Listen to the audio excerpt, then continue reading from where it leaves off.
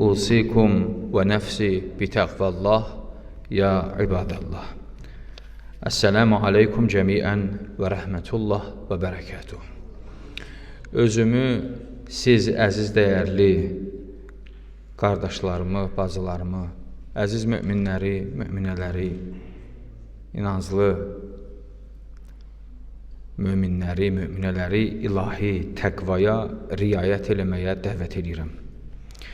Allah təbarək və təala aqibətimizi xeyr eləsin, hacətlərimizi qəbul eləsin. Bu cüməmizi inşallahur-rəhman xeyirli, uğurlu və bərəkətli qərar versin. İmam Zaman əleyhissalamın zuhuru təcil olsun. Muhammed və Ali Muhammedə salavat yad edin inşallah.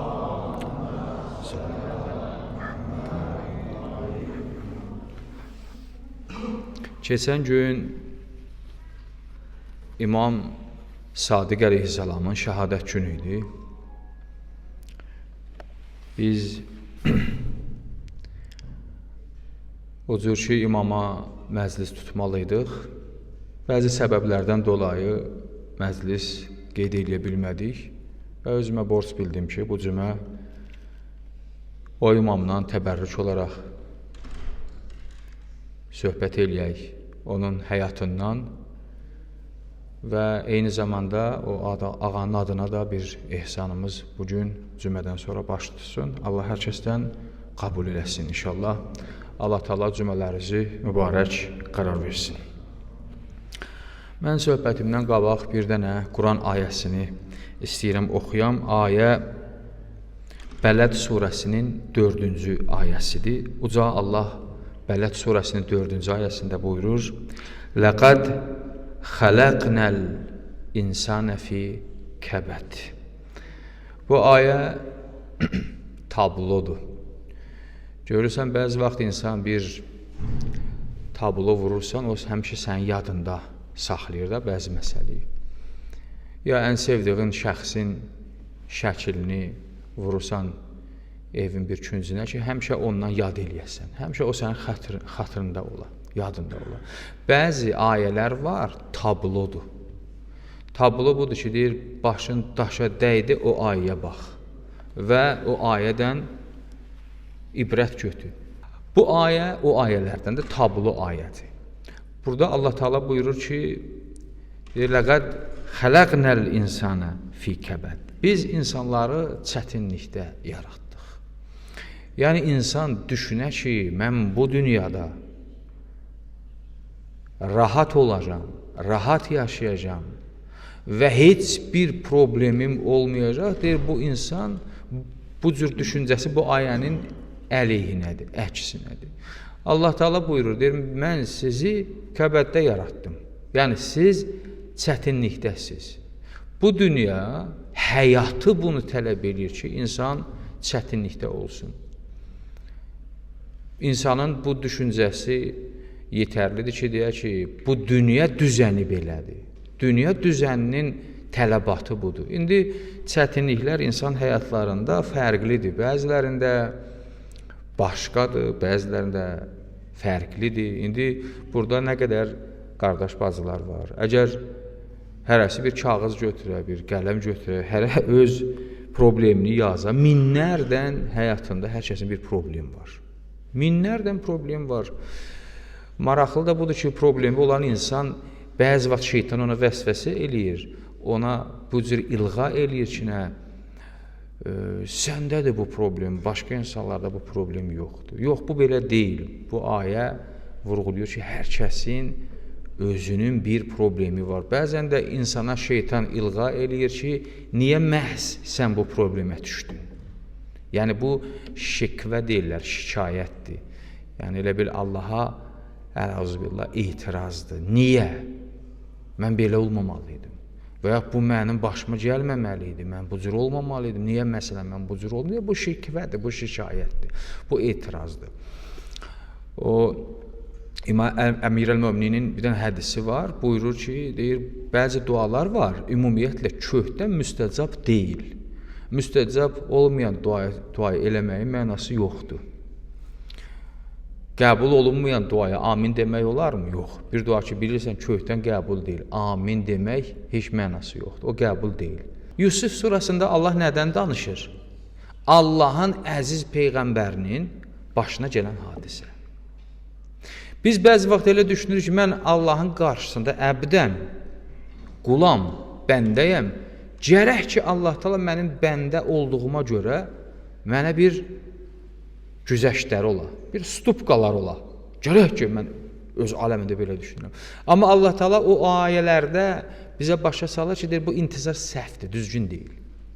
Mən Həzrəti Yusuf deyiləm ki, mən Həzrəti Zəkəriya deyiləm ki, mən Həzrəti Musa deyiləm ki, mən Həzrəti İsa deyiləm ki, mən Həzrəti İbrahim deyiləm ki, mən Həzrəti Muhammed Mustafa sallallahu aleyhi və səlləm deyiləm ki.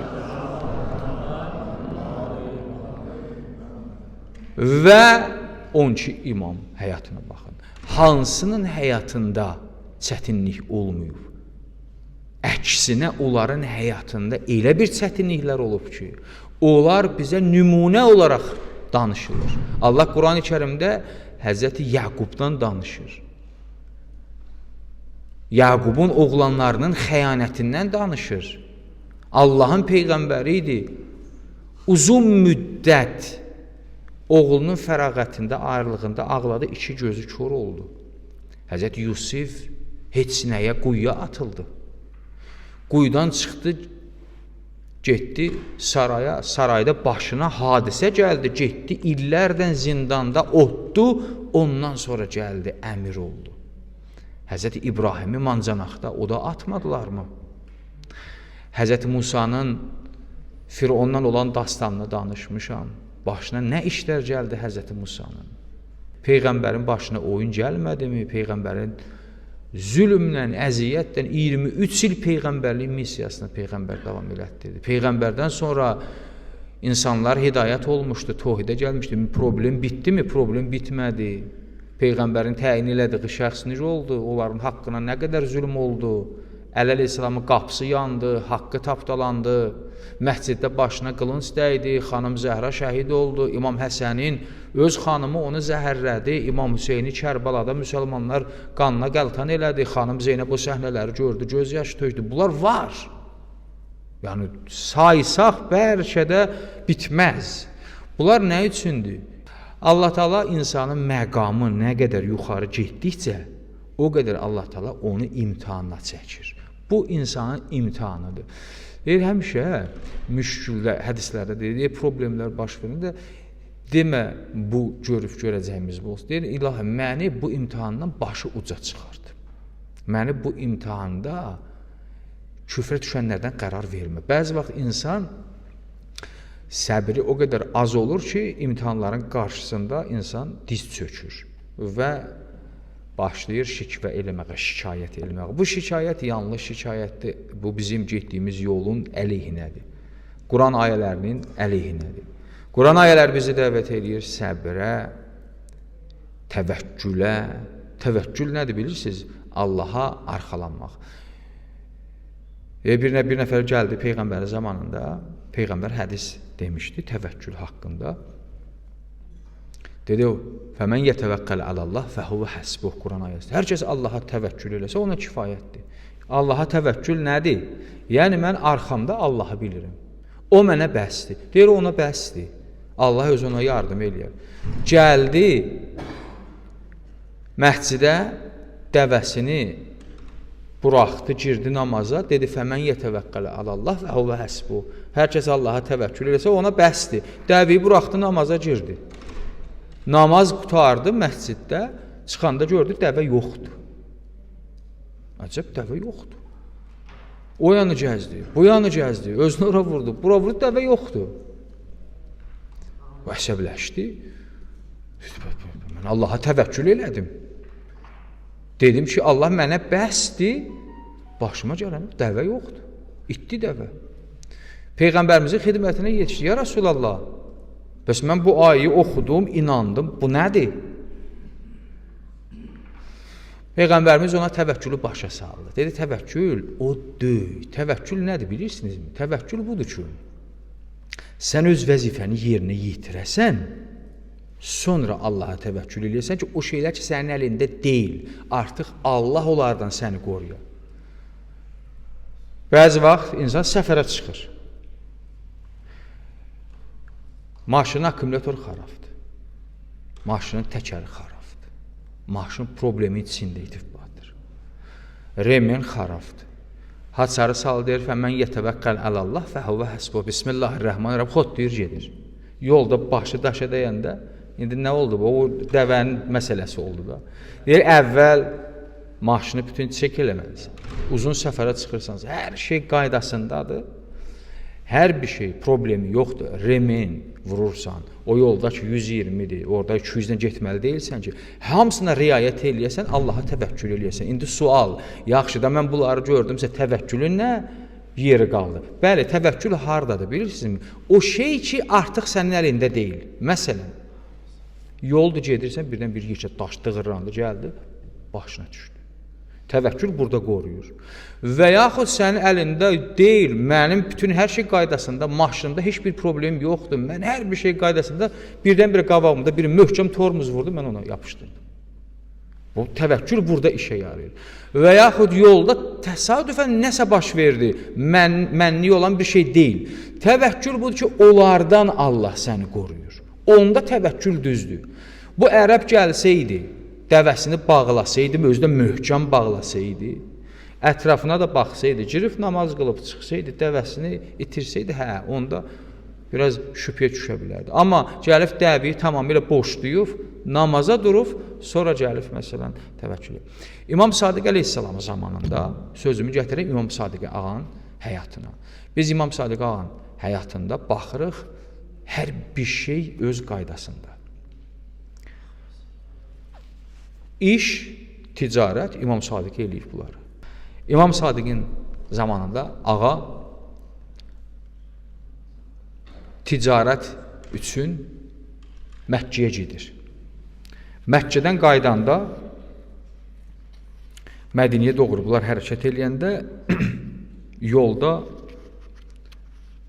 qasid gəlir, deyir ki, ehtiyatlı olun, bu yolun ortasında soyğunçular var. Qədimdə qarət eləyirdilər, tacirlərin malını qarət eləyirdilər.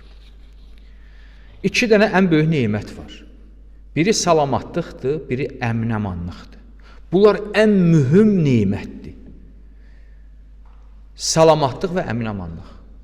İndi əgər Gürcüstanda əmin-amanlıq olmasa, bizim yaşadığımız bu şəhərdə əmin-amanlıq olmasa, biz cümə namaz qıla bilərik mi? Mümkündür.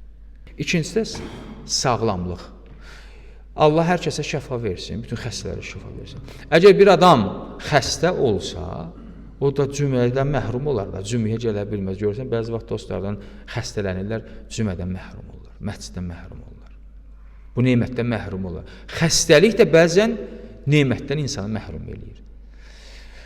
Əlbəttə, başqa problemlər də var, tofiqatdır, nədir, bunlar öz yerində. Amma ən mühümü sağlamlıq və əmin-amanlıqdır. Allah bizə həm sağlamlıq, həm əmin-amanlıq nəsib eləsin inşallah ki, Allahın verdiyi nemətlərdən layiqli şəkildə yararlanırıq.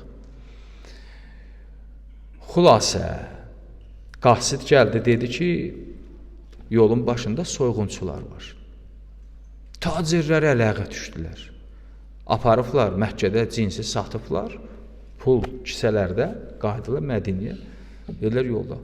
Bunlar bunu eşitdilər, gəlirlər İmam Sadiqin ətəyindən yapışdılar, yalvardılar. Ağa bizə nicat ver. Ağa dedi, nə nicat vermişsiniz? Dedi, bizi nicat ver, soyğunçular malımızı, pulumuzu apararaq. İmam dedi, mən nə cür sizi nicat vermək? Bir soyğunçunun nə dini var, nə imanı. Bəs nə iş görək ağa? Gəl belə eləyək, indi variant sayılır. Gəl ona belə eləyək, aparaq bu qızılları burada bastıraq. Yolda bizi soyğunçular tutsa, deyək ki, pulumuz yoxdur. İmam güldü, dedi, bu da düzgün deyil. Dedi, onlar onu qəbul eləyər, onlar soyğunçu bilir axı niyə durur, o bilir kim gələcək. Sən aparıb malı satıbsan, pullara bastırıbsan, gələsən burada, deyəsən soyğunçuya da alladasa, dedi, bu keçməz işə. Dedi, sən o qədər kötək vurarlar, sənin sözünə inanarlar, o qədər kötək vurarlar ki, sən özünü öz əlindən gedəsən, görsədəsən, deyəsən, bax, pul buradadır. Ağa, mən nə iş görək? Ağa durdu, dedi ki, siz bir iş görün. İndi niyyət eləyin, malınızın 1/3-ni Allah yolunda infaq eləyəsiniz, fəqirə. Mən də sizin üçün dua eləyəcəm, inşallah. Allah Taala əmin-amanlıq verər.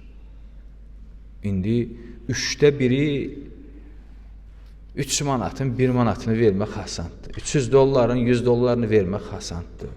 İndi sən 30 min dolların 10 min dollarını verəsən. Ha, bu 300 mini 100 minini verəsən, yəni pul yuxarı olanda biraz çətindir. Dedi 1/3. 1/3 deyəndə bəzi tacirlər dedi, elə orada niyyət elədilər. Dedilər biz 1/3 fikirləşdilər ki, bütün getməkdənsə 1/3 verək, 2/3 qalsın bizə. Birazı qaldılar, fikirləşdilər. Verək, verməyək, nə 1/3 çox eləyir.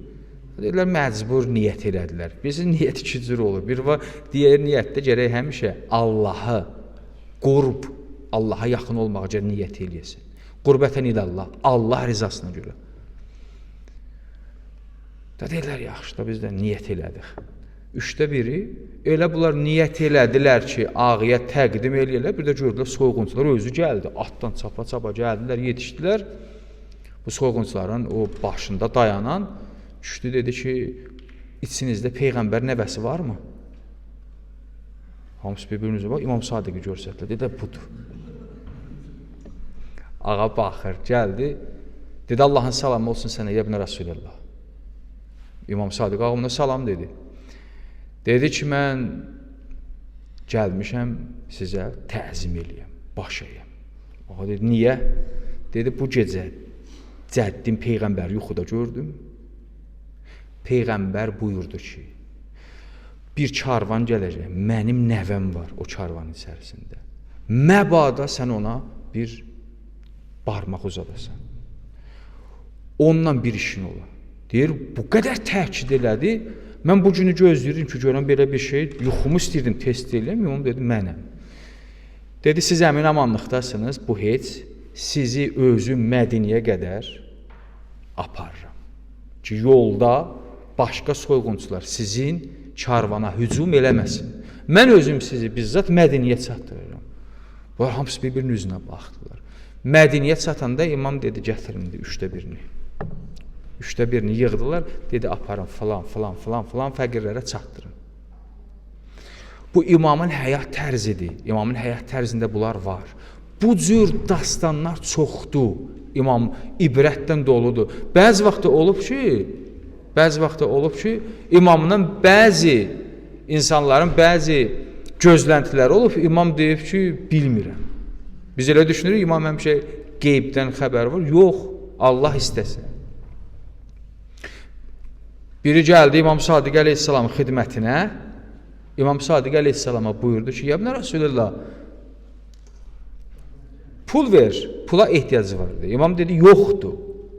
Dedi, ola bilər bir imam ola onun pulu olmuyor. Dedi, yoxdur.